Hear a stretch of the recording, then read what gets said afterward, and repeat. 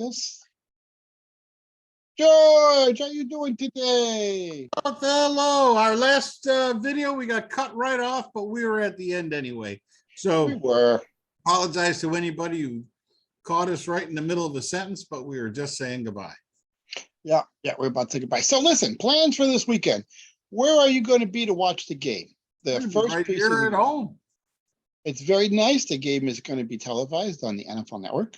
Mhm. Do you by any chance know what time the game is scheduled to start? Thought I saw 3 o'clock, but that might be 3 Central. No, I think that is correct. 3 Central, 4 o'clock in the Eastern time zone. So that means that there is a possibility that we will do a video that night. Oh, yeah. And if we do, tentatively, we'll do a video that night and it will be posted on Sunday. Yeah. If not, we'll probably do it on Sunday and it'll get posted either Sunday night or Monday. Yeah, we'll recap the game, but see if any of the things we're looking for, Oh, if there's any questions we could answer. all right. So if you didn't get a chance to see that video, give it a peek. It's a nice little video. We talk about things that we're excited to see or looking forward to see in this first preseason game. Yeah, and don't forget to like and subscribe. And don't forget to like and subscribe. All right. So with the depth chart that was released today. Okay. Let me throw a couple things at you that I was a little surprised at. Okay. And I'm going to go right to the offensive line. Spencer Brown, second string. Who's in front of him? David Quisenberry is listed as the starting right tackle. Then it's got to be because of the coming up for this game, and Spencer Brown's injury is not going to be allowing. That means Quisenberry must be starting. Okay. I don't think it's going to surprise anyone, but officially now, Case Keenum is the backup, and Matt Barkley is third string. So I think you're going to see, one of those in the first half, one of those in the second half.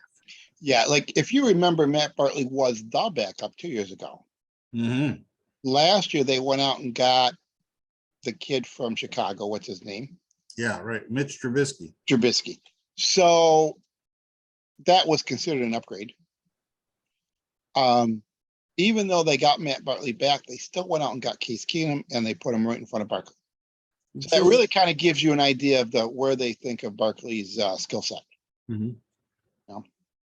All right. McKenzie as the starting, he's listed as the starting slot receiver. So it'll be interesting to see if he actually plays in this game. Who's behind him on that depth chart? Crowder, and then Khalil Shakir. I don't know if Crowder's going to be playing. We don't know anything about his injury yet. So I don't know either, but I will say one thing. With that depth chart, Crowder's on notice. Training camp isn't over. It looks like you're starting to come back. You're practicing again, but at some point you're going to have to show us something, or you ain't going to be on this 53-man roster. Right. They gave him a heads up there. That's his warning. If they had listed him as the starter, even though he hadn't been able to practice much because of his injury, that would have said a lot, and it would have said a lot to McKenzie. So they didn't say that, and so all right. Cody Ford is behind Ryan Bates, which I think we all expected. So Bates, did you say he was injured? He's coming off an injury. So we might see Cody Ford out there. I think we're going to see Cody Ford a lot. All right. Interesting. You mentioned this in the last video, that Shaq Lawson is third string. I think that's it. So especially when he's behind AJ Epinesa. Well, that makes me think we're going to see a lot of Shaq Lawson. We need him on this team or not? Can he dominate second and third stringers? I think we're going to see Boogie Basham. I think we're going to see some group. I think we're going to see some groups from Boogie Basham. I think we're going to see some AJ Epinesa. and we're gonna see Shaq Lawson. We're gonna see a bunch of guys. I think there's a real position battle going on there. Mm-hmm. And the loser, Shaq Lawson ain't going to the practice squad. If he doesn't make the team, yeah, he's gonna be cut. They're not gonna pay him all that money to sit in a practice squad. No.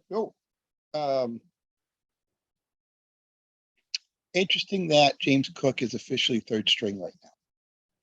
They're gonna make this kid prove it.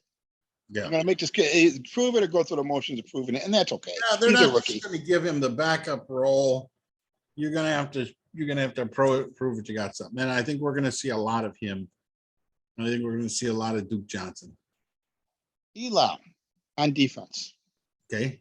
Even though he is injured, Trey White is still listed as a starter, and then Dane Jackson is with him.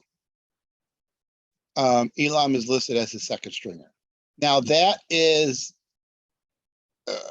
that's going to encourage him. I think that's he's the kind of guy who's going to take that as a challenge. Mm-hmm.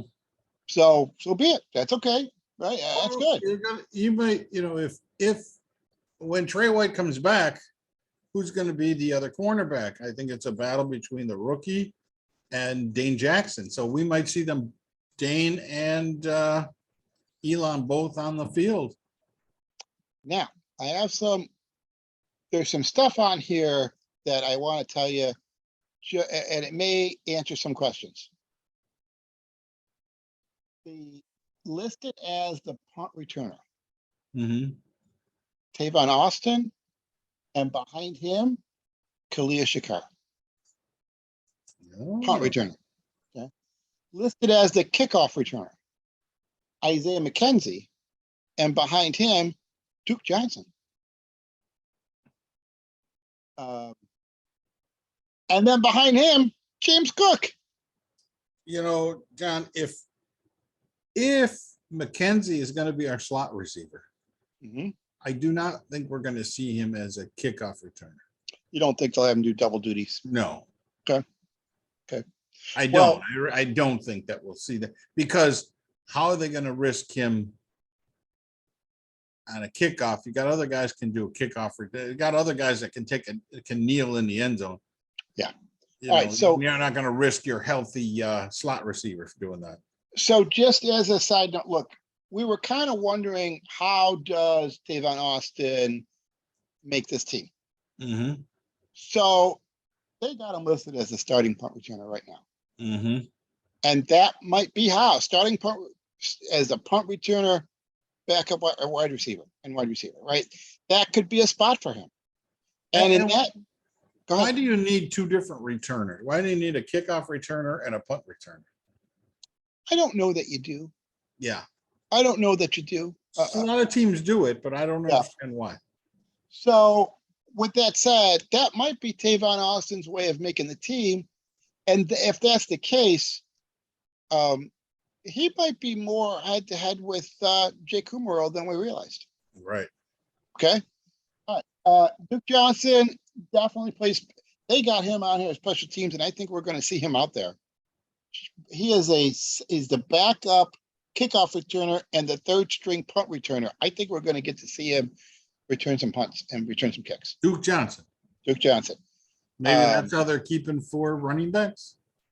You know what? Anything's possible. Yeah, I don't know. And oddly, he might be like, Kumaro isn't a returner, but he doesn't catch balls and return them. He plays other positions on special teams. Mm-hmm.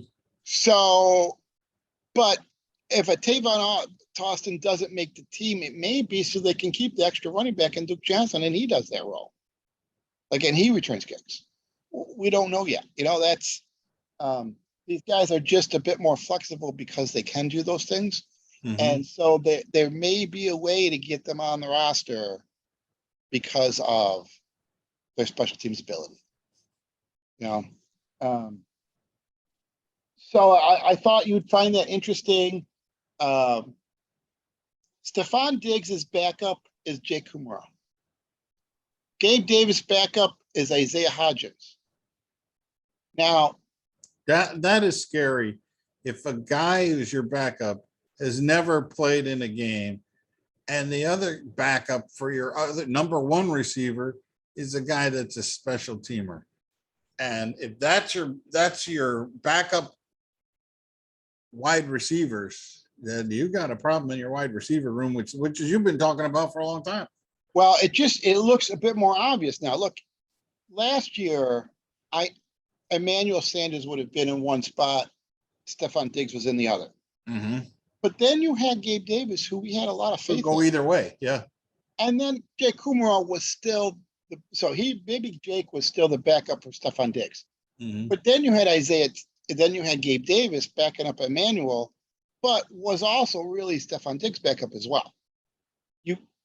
There's something missing there. Isaiah Hodgins has got to step up into that role. Yeah, well, what's missing is Crowder. I mean, if Crowder is your slot guy, then McKenzie can be your backup slot guy and your backup wide receiver. Well, that's I where hear I you. think you're. Yeah, that's where I think Well, you're missing it. I think McKenzie is he's been the backup slot guy for years. And if McKenzie is your starting slot guy, you can bring Crowder in to replace him and move McKenzie over to a wide receiver spot. So you need Crowder. Again, McKenzie has been the backup for the slot receiver, not the outside wide receiver. No, but I think so. I don't know if that's a spot for him. Well, Shakir certainly is what they're counting on. He doesn't have much size. Yeah. So if he can elude cornerbacks, even cornerbacks that want to be physical with him, great. But I don't know that he's ever shown that. Mm-hmm. But Crowder can do that, can play outside a little bit. Shakir can hopefully do that. Presumably, he's been getting work at all three spots. Yeah. And I don't want to take anything away from Hodgins. We just haven't seen him. It's been 3 years. We're not seeing him. So we don't know. So there's a spot there for somebody. Mm-hmm. There is a spot there for somebody. Odell Beckham. You know what? Yeah. They could find out that maybe they need him a little bit more than they realized. Mm-hmm.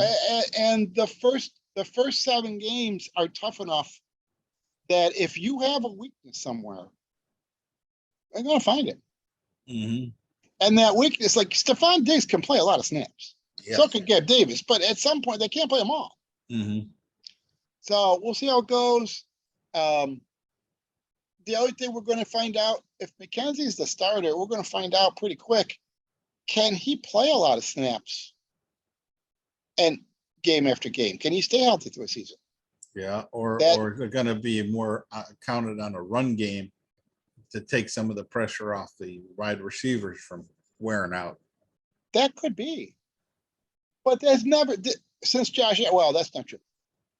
Since they've had good recs, so Josh Allen's second year, they haven't been a running team. They've been a pass team. Mm-hmm. So I don't know that we're built to have a philosophical change here. Like they still don't have, like, if James, who are they going to have be their running back? Well, you're talking, okay, but he's only had 11 carries a game. Now you're going to run him more? Just going to run him more? He's going to be fine? I don't know. No, but I think you're gonna use the run game more and split between him and the other running backs. You might see 20, 25 runs a game. Well, we haven't seen it. We haven't seen it. Let's say in a long time since McCoy. McCoy, right? Yeah. So let's say they do that. We're going to find out right away something that I know I've been bitching about because I've been asking for them to draft a running back. Singletary and Moss, they're just guys. Mm-hmm. They're not special running backs. They're just guys. So you'd be running more, but you're not necessarily. The defense isn't doing anything to stop that run.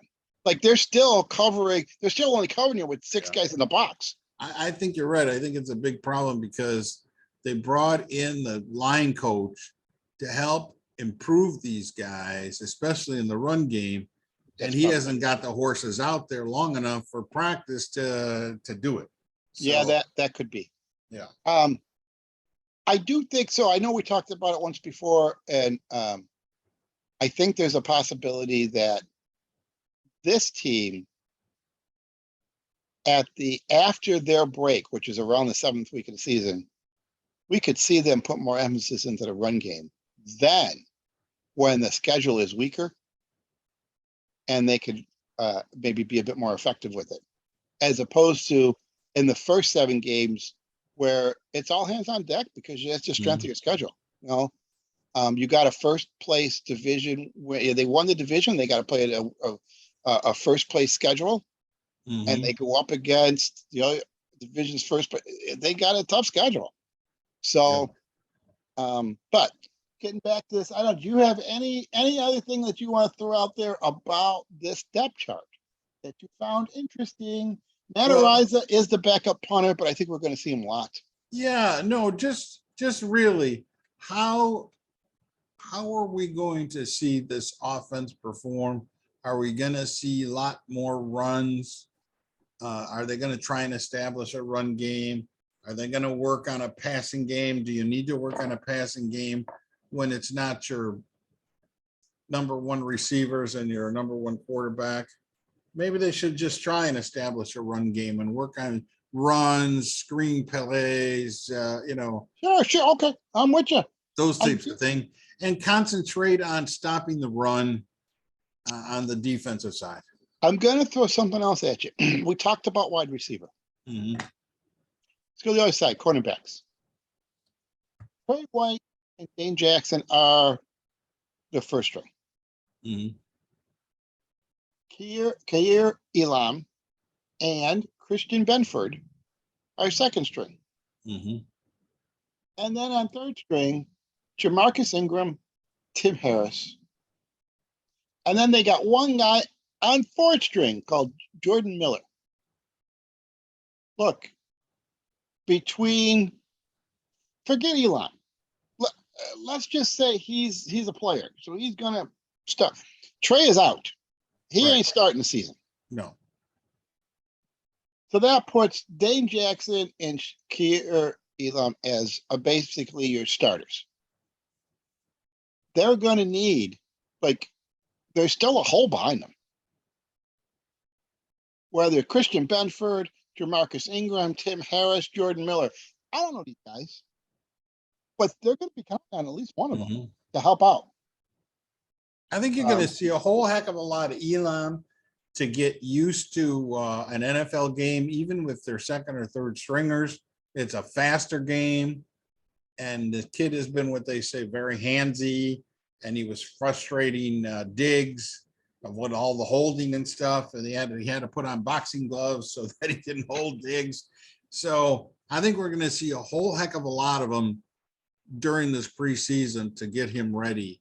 Oh, I agree. I think that Dane Jackson is a good kid, and he's worked extremely hard these last 3 years, and he's made a lot of progress, and he's doing okay.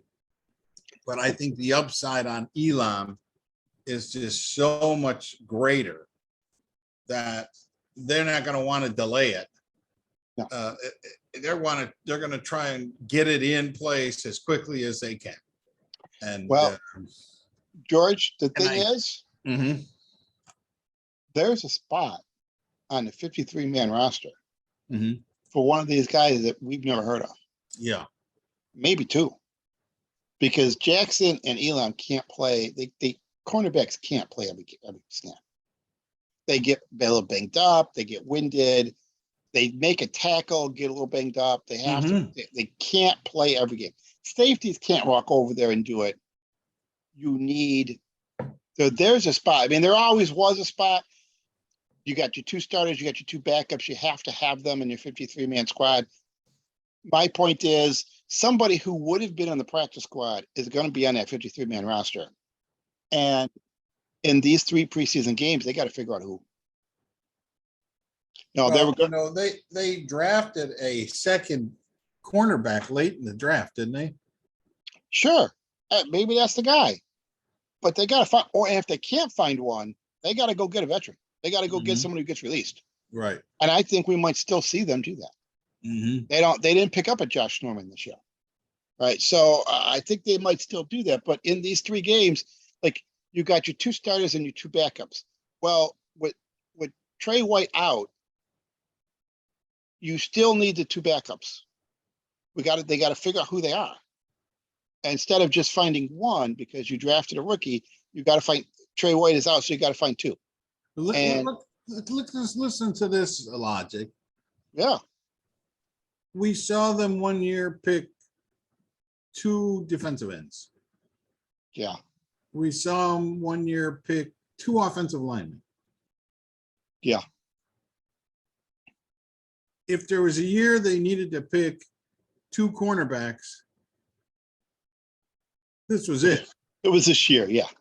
Yeah, and I don't mean a 7th round pick, No, I understand. second pick, but they didn't do it. No. And they didn't pick up another. They didn't use a high pick for an offensive lineman either. They thought they were in good shape.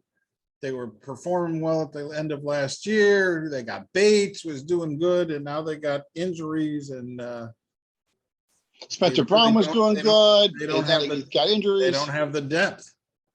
Yeah. They Well, picked Tommy Doyle up the same year as Spencer Brown, but he's Yeah. not developing fast enough. so what do we decide here? Offensive line. They may be in the market, Mhm. not for a starter necessarily, but they might be in a market for a backup Right. to fill that room out. Wide receiver, they're looking for they're a little thin in that. They got Mhm. good players in that room, but they're a little thin at the wideouts. Mhm. And I think they're thin at cornerback. We might see them pick up a player at any of those 3 spots after cut down day, but before the first week of the season.